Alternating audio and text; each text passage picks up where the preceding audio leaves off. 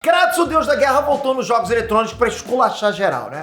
God of War Ragnarok é forte candidato ao jogo do ano. E aí, pra manter a tradição da franquia, Kratos continua embolachando geral com monstros, demônios e até deuses. Cruzou o caminho do deus da guerra, já era.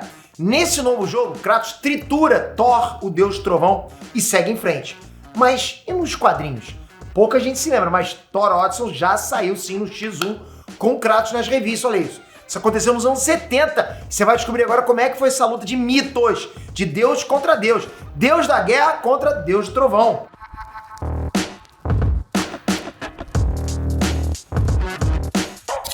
Inês Trunks, Peter aqui. A galera tá tão acostumada com os jogos e as revistas que até esquece que os personagens já foram considerados reais. Thor, Odin, Loki, eles já foram divindades que eram cultuados pelos nórdicos muitos séculos atrás. Eles acreditavam, sim, que esses deuses existiam, que brigavam, né? Que derrotavam inimigos, que tinham poderes. Era a religião dos vikings, ou seja, esses personagens já foram considerados por muito tempo como reais. E por incrível que pareça, Kratos também existiu, ok? Na mitologia grega, Kratos era filho de Palas e Stig e não era o deus da guerra, ele era o deus da força bruta. Outro detalhe curioso, Kratos tinha uma irmã chamada Nike, a deusa da vitória. Não é vídeo patrocinado não, é só uma curiosidade mesmo, ok? Pode contar pra galera aí. Nike é irmã do Kratos. Muito estranho isso, né? Enfim, Kratos não era o deus da guerra, mas era o bichão brabo do mesmo jeito na mitologia. Kratos é um agente da opressão de Zeus e era descrito como um deus brutal e impiedoso. Peidou na farofa, Zeus mandava Kratos arregaçar. Esses dois personagens mitológicos foram reaproveitados na cultura pop. Thor e Kratos saíram na porrada na revista dos Vingadores décadas antes de lutarem em God of War Ragnarok. Vamos conferir como é que essa luta aconteceu e como é que ela terminou. E se você curte esses momentos, ou de pelo menos saber que esses momentos aconteceram, se inscreve nesse canal, porque esse canal conversa exatamente isso com você. Mostra pra você momentos épicos, prepara você pro que vai acontecer no cinema, fala sobre anime, sobre quadrinhos, super-heróis. Tá aqui, ó, na nossa veia, o que a gente gosta de conversar. Então se inscreve nesse canal e principalmente, como é um canal noticioso, tem que estar com a notificação ativa, sininho. Tá inscrito? Tá agora inscrito? Ou já tá inscrito há muito tempo? Confere o sininho, ativa agora. Aí sim, você tá na fandom casca grossa mesmo. Vamos lá. Bom, essa treta aconteceu na edição número 99 da revista norte-americana dos Vingadores, publicada em 1972. Galera, isso foi 50 anos atrás, meio século. Meio século atrás, Thor e Kratos já estavam saindo na mão na Marvel. Essa luta rolou no meio da chamada Trilogia do Olimpo, em que os Vingadores bateram de frente com vários deuses da mitologia nórdica.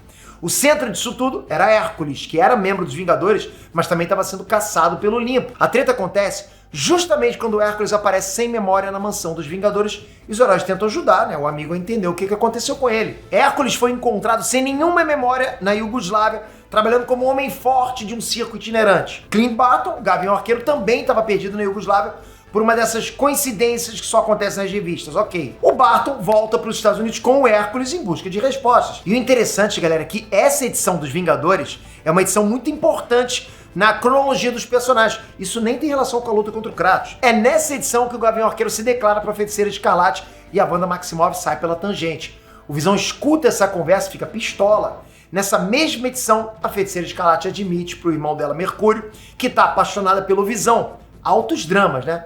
Mas é bom para vocês perceberem que a relação entre o Visão e a Feiticeira Escarlate é uma ideia que os quadrinhos lançaram 50 anos atrás. E tá aí até hoje, né? Através do CM. Enfim, vocês querem saber mesmo da luta, né? Cadê Kratos que não aparece?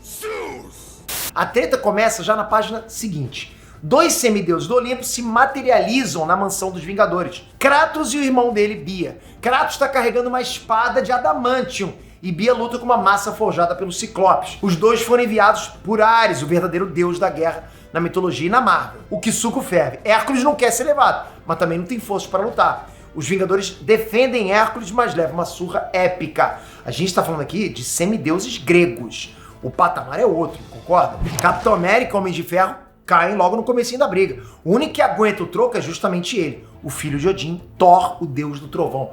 Thor é um dos últimos Vingadores de pé e parte para a luta com fúria. Nos jogos, Kratos vence a batalha contra o Thor, lógico, né? É um momento épico demais, inclusive. Nos quadrinhos, foi justamente o contrário. Thor venceu o Kratos e venceu com um golpe só. Uma martelada bem dada na cabeça do Kratos e o deus da força já ficou atordoado, né? Infelizmente, Thor se descuidou, baixou a guarda e acabou tomando uma bordoada muito bem dada do irmão dele, o deus do poder. Com Thor no chão, Kratos e Bia acabam capturando Hércules e resolvem fugir. Não tem mais sentido ficar ali lutando. Gavião Arqueiro e Feiticeira Escarlate tentam dar combate e chegam a impressionar os semideuses, mas realmente a luta mesmo já terminou. Outro lance curioso nessa treta é que a Wanda Maximoff ela é gravemente ferida, né? E o Visão parte para socorrer ela. O Gavião Arqueiro tenta puxar o Visão para ajudar na luta contra o Kratos e contra o irmão dele Bia, mas o Visão se recusa. Natural, o cara tá preocupado com o amor da vida dele, a Feiticeira Escarlate. O bizarro é que o Clint Barton ameaça o Visão.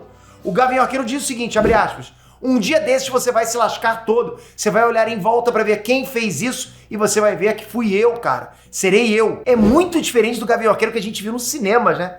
Bom, Kratos e Bia fogem com Hércules retornando pro Olimpo. Thor volta pro combate na última hora, mas não consegue impedir a fuga desses dois vilões. A história termina com os Vingadores jurando que vão resgatar o Hércules, custe o que custar. Esse resgate aconteceria na edição 100 da revista Avengers. É claro que a Marvel preparou uma baita edição para comemorar o 100º número. Pô, número 100, né? Sempre uma edição comemorativa. Para começo de conversa, os Vingadores conseguiram reforços. Hulk, né, membro de formação original, voltou pro grupo. Da mesma forma, Homem-Formiga também voltou para essa edição. Além dos dois, os Vingadores ainda receberam ajuda do Pantera Negra, do Espadachim e do Cavaleiro Negro. Tava reforçado o grupo. Infelizmente, a revanche contra o Kratos foi meio murcha.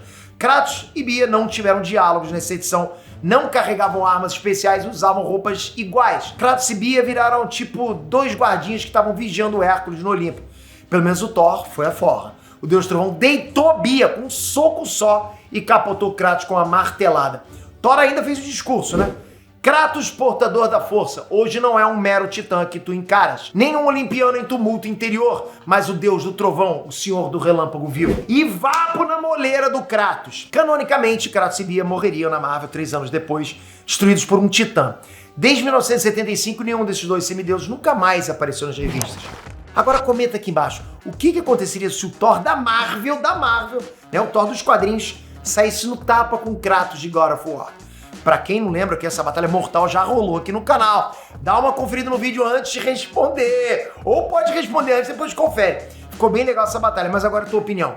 Quem que você acha que venceria e por quê? Quero argumentos, comentem. Mas não sai sem se inscrever. Se tá inscrito, tem que estar com o sininho, galera. A gente tá sempre preparando momentos épicos. Tem muita coisa chegando pra você. Você curtiu esse vídeo? Então você não tem noção do que tá chegando pra você. Então pra isso você tem que estar inscrito com o sininho, pra só ser avisado. Já pensou? Um momento épico você perder? Tamo junto sempre, obrigado por esse vídeo. Até a próxima.